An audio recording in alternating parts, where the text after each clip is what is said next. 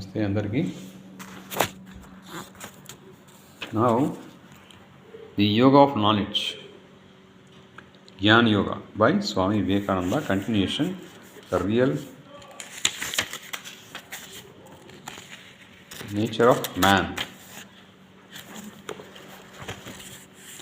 One of the most poetical of the Upanishads, the Katha Upanishad, begins with the inquiry, that is, official investigation. When a man dies, there is a dispute. One party declares that he has gone forever. The other insists that he is still living. Which is true? Various answers have been given. The whole sphere of metaphysics, philosophy, and religion is really filled with various answers to this question. At the same time, attempts have been made to suppress it, to put a stop to the unrest of mind which asks what is beyond, what is real. But so long as death remains, all these attempts at suppression will always prove to be unsuccessful.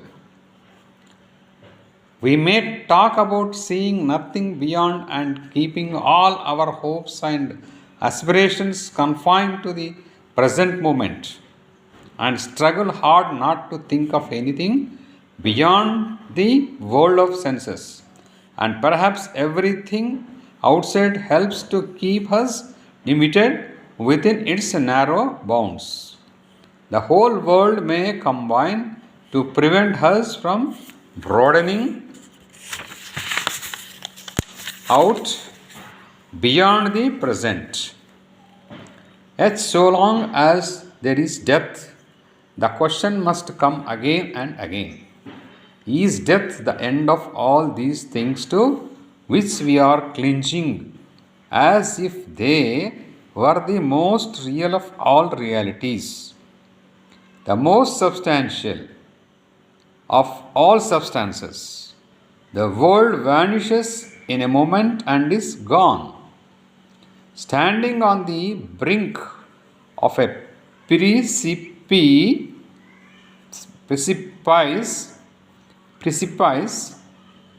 beyond which is the infinite yawning chasm, every mind, however hardened, is bound to recoil and ask, is this real? The hopes of a lifetime, built up little by little with all the energies of a great mind, vanish in a second. Are they real? This question must be answered. Time never lessens its power. On the other hand, it adds strength to it. Thank you.